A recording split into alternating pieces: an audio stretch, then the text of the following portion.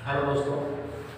तो आपने बहुत बार एग्जामिनेशन में देखा होगा कि इकाई का अंक ज्ञात करने के लिए आपको क्वेश्चन आपके सामने बहुत बार मिलता होगा। तो कई बार क्या होता है, जानकारी न होने की वजह से ये क्वेश्चन छूट जाते हैं। तो आज इस पे हम एकदम बेसिक से बात करेंगे, बेसिक से चर्चा करेंगे कि कैसे इकाई के अंक को ज्ञात किया जाता है, कैसे निकाला जाता है।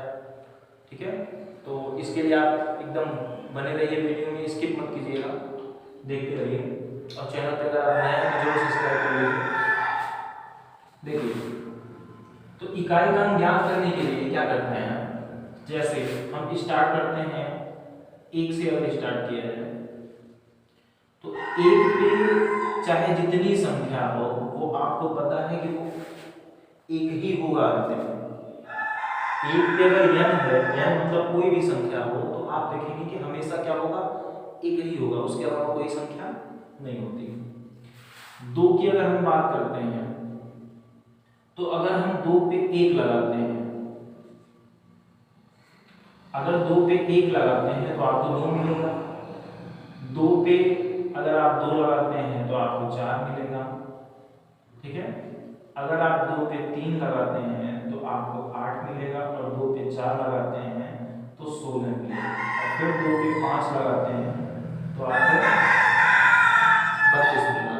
एक चीज आप यहाँ पे थोड़ा सा नोटिस कीजिए कि चार अंक के बाद ये जो अंक है, इकाई का अंक है, वो रिपीट हो रहा है। ठीक है, चार अंक के बाद जो इकाई का अंक है वो क्या है, रिपीट हो रहा है। आप देख सकते हैं कि एक घात लगाए, दो घात लगाए, तीन घात, चार। तो चार घात के बाद से ये जो संख्या है, ठीक है ना, वो रिपीट हो रही है। ठीक है, अब आप ध्यान से देखिए, जैसे अगर हम एग्जांपल में ले लें, दो पे अगर हमको 17 करना है, कि पूछ दिया जाए दो पे 17 में इकाई का अंक क्या होगा, तो आप क्या करेंगे, ये जो चार अंक बाद रिपीट हो रहा है, तो हम क्या करेंगे, सबसे पहले इसमें चार से क्या कर देंगे, भाग कर देंगे। तो दो पे चार से इसमें भाग करेंगे तो जो शेषफल बचता है वहां लिखते हैं। तो चार चौक के 16, एक बचा, एक हमने लिख दिया। दो पे एक का जो वैल्यू होगा वो क्या हो जाएगा, दो। तो इस तरीके से दो पे अगर 17 का हम कहने की घात, इकाई का अंक क्या होगा, तो उसके लिए क्या हो जाएगा, दो हो जाएगा। ठीक है ना, सेम प्रोसेस यही होता है सबके लिए। अब अगर तीन पे देखा जाए तो तीन पे एक का वैल्यू तीन, तीन पे दो, तीन पे दो मतलब हो जाएगा 9, तीन पे तीन मतलब 27, और तीन पे चार मतलब 81, और तीन पे पांच 243। तो सेम आप देख सकते हैं कि चार नंबर बाद फिर से वही तीन वाला, 3 9 7 1, 3 9 7 1, ये रिपीट होता आपका चला जाएगा चार नंबर बाद। तो कभी भी अगर तीन पे घात के रूप में कुछ भी आता है, जैसे तीन पे हम मान लेते हैं हमारा 30 है, ठीक है, तीन पे 30 के रूप में आपको कह दिया जाएगा तीन पे 30 है, इसका इकाई का अंक बताइए। तो अगर आप गुणा करेंगे तो लंबा प्रोसेस हो जाएगा, तो इसलिए आपको ये जानकारी होनी चाहिए। ठीक है ना, तो आप क्या करना है, इसमें भी क्योंकि चार अंक बाद रिपीट हो रहा है, तो आपको क्या करना है, चार से भाग कर दीजिए, कितना बचेगा, दो बच जाएगा। यानी तीन पे जो दो बच रहा है, वो जो तीन पे दो बचेगा, तो तीन पे दो का वैल्यू आपको पता है कि 9 होता है, तो क्या हो जाएगा, इकाई का 9 हो जाएगा।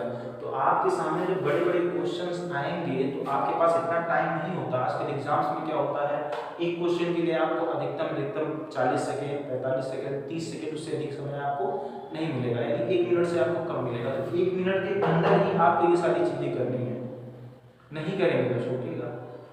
चलिए, इसी तरीके से चार का प्रोसेस क्या है, तो चार का इसी तरीके से, चार पे एक मतलब चार, चार पे दो मतलब 16, और चार पे तीन, और चार पे चार, तो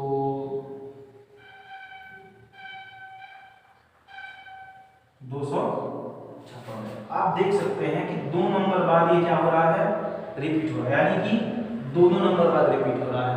तो कभी भी अगर चार पे घात के रूप में आता है, ठीक है ना, चाहे इतनी बड़ी संख्या हो, तो आप उसमें किससे भाग कर देंगे, दो से भाग कर देंगे। ठीक है ना, पांच पे आप चाहे जितना घात लगाते चले जाइए, चाहे जितना घात लगाइए, आप देखेंगे कि आपको अंतिम में आपको पांच ही नजर आएगा। 6 पे आप चाहे जितने घात को लगा दीजिए, अंतिम में आपका क्या है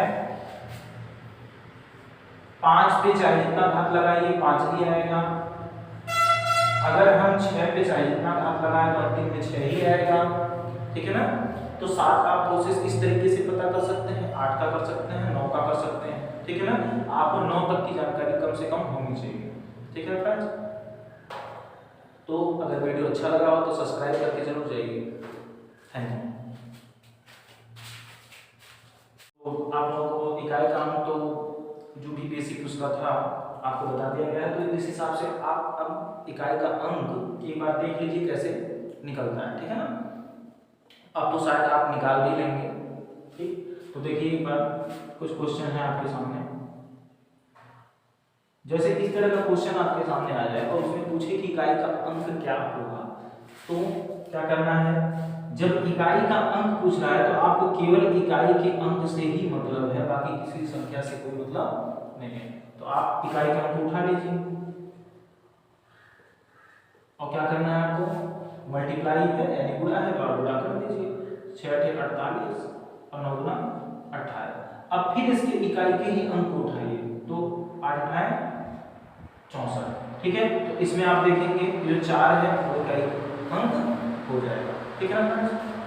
चलिए इसके इकाई के अंक को अगर आपको ज्ञात करना है तो आप क्या करेंगे, तो इसके इकाई के अंक को ज्ञात करने के लिए आपको केवल इसके इकाई के अंक और इस घात को लेके चलना है, मतलब 7 पे केवल आप 654 लेके ही चलेंगे और कुछ लेके नहीं चलना है आपको, ठीक है।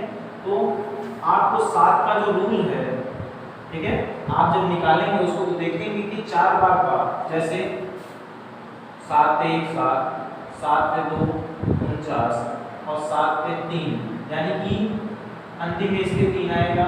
फिर 7 पे 4 करेंगे तो कितना हो जाएगा 1 आएगा, और 7 पे 5 करेंगे तो फिर कितना हो जाएगा 7, यानी 4 अंक बाद आप देखेंगे कि ये भी क्या हो रहा है, रिपीटेड है, ठीक है। तो इसलिए इसमें क्या करना है आपको 4 से ही भाग करना है, ठीक है। तो 7 पे जब 4 से भाग करेंगे तो 4 × 4, ठीक है ना, कितनी निकाल जाएगा 4 × 4 बचा 2, 4 × 6 = 24, 1 बचा, 4 × 3 = 12, यानी कि बचेगा कितना 2 बचेगा, यानी 4 में 163 से गुणा करने पर 652 और धन 2, यानी कि 7 पे 2 बच रहा है, तो 7 पे 2 मतलब कितना हो जाएगा 49, अतः क्या हो जाएगा इसकी इकाई का अंक 9 हो जाएगा, ठीक है ना।